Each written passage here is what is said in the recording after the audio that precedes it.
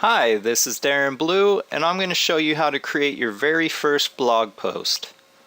Log into your WordPress dashboard, then over on the left-hand side, expand the Post menu, and this time let's add a new post.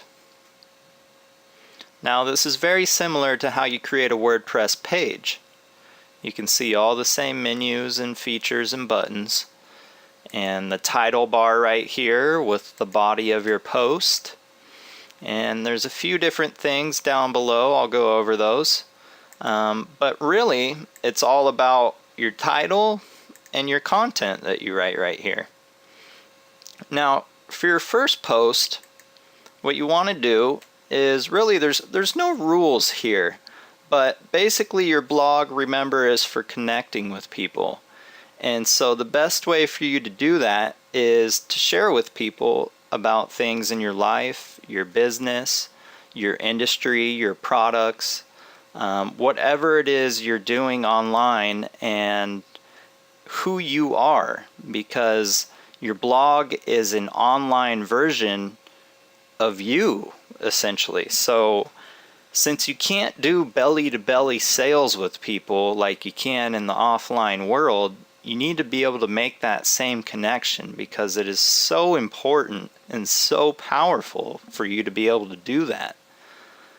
Now, you might be thinking, well, I'm brand new and I have nothing to blog about. Well, it's funny you say that, because a lot of people who are also brand new have gone through the exact same emotions and buying decisions, or are still going through, that you went through to get to where you are right now.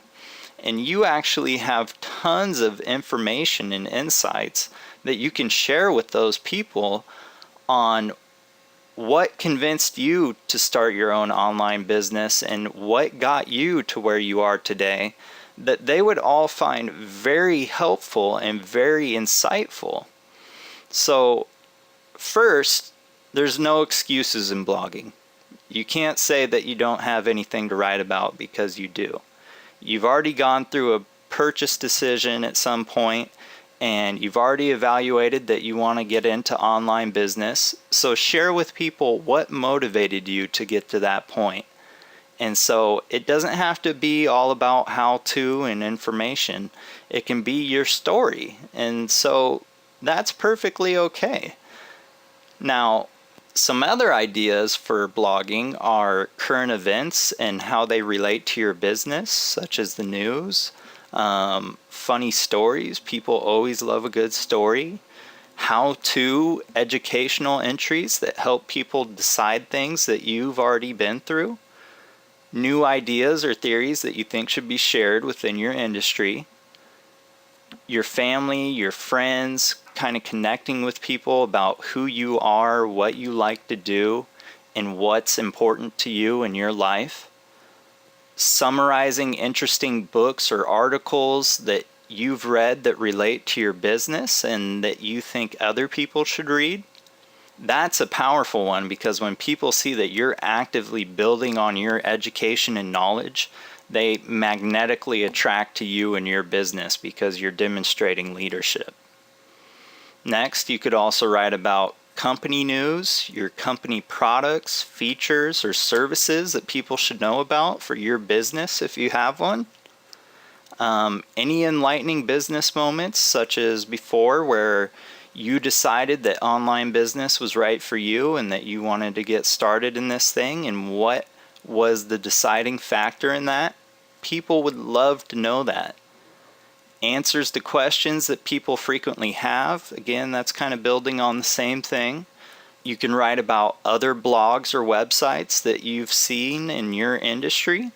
Now, if somebody else has a great blog post, then hey, you can write about that blog post and paraphrase it, and actually you can add your 2 cents and then link to that other blog post. That's how blogging works, and that's how blog networks work. And it's a very powerful thing when you start making connections that way, and other bloggers learn that you're giving them feedback and support, and it reciprocates. It's the rule of reciprocity. And now, finally, there's no limit to what you can write about on your blog. It's limited to only what you feel comfortable sharing with people. So you can write whatever you want, obviously use some good judgment. Don't say things that are going to offend great deals of people. It's okay to ruffle a few feathers every now and then. You don't have to be highly politically correct or conservative with your blog posts, but at the same time, don't intend to be offensive and vulgar. Other than that, really, the best way to use your blog when you're first starting out is as a journal for your progress and development as an online entrepreneur. Let me say that again. The best way is to use it as a journal for your initial progress and development. Now, what that means is if you're learning about AdWords or capture pages, sales letters, blogging, even what you're learning right now, the best thing you can do, not only for yourself to learn that content and solidify it in your own mind, but to write about it and then demonstrate expertise on those subjects. Even though you feel like you're not an expert on it, the fact that you're writing about it makes you a leader in the eyes of many of your visitors and people who are new to the industry. So that is by far the best way to start using your blog when you start out. Now, let me cover some of the other things that you see on the page here. First, there's the title bar, which is the title of your blog post. Then there's the body, where you write the body, and that's the blog post itself. Now, when you scroll down, there's the excerpt, which we don't need to worry about that. The trackbacks, don't need to worry about that. That's just a technical thing.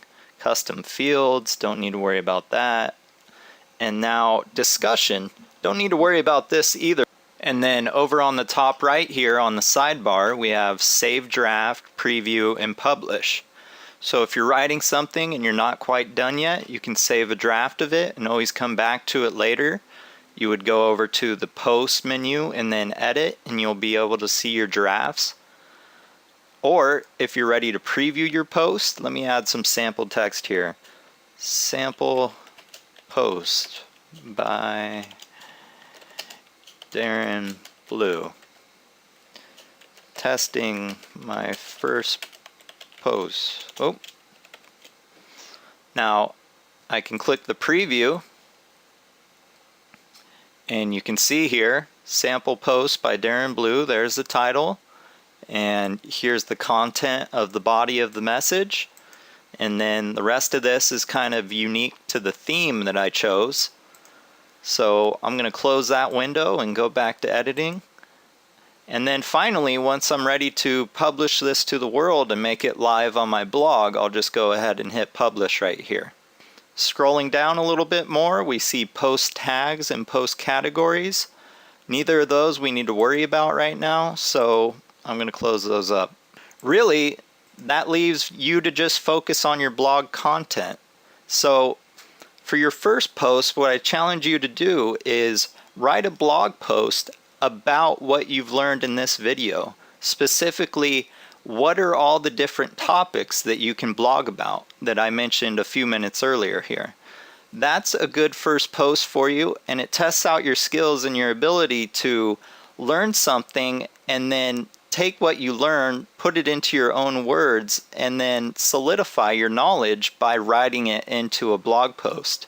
Make it about 200 to 500 words. You can use bullet lists or number lists that you see here in the toolbar. And it doesn't have to be a master composition. It's if you're nervous about grammar skills or writing style, forget about it. You don't need to be worried about those sorts of things.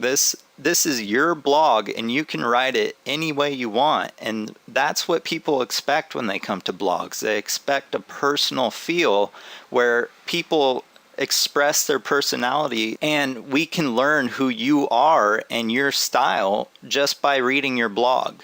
So that's it for now. Go ahead, get that started, do that post right now, and thanks for watching.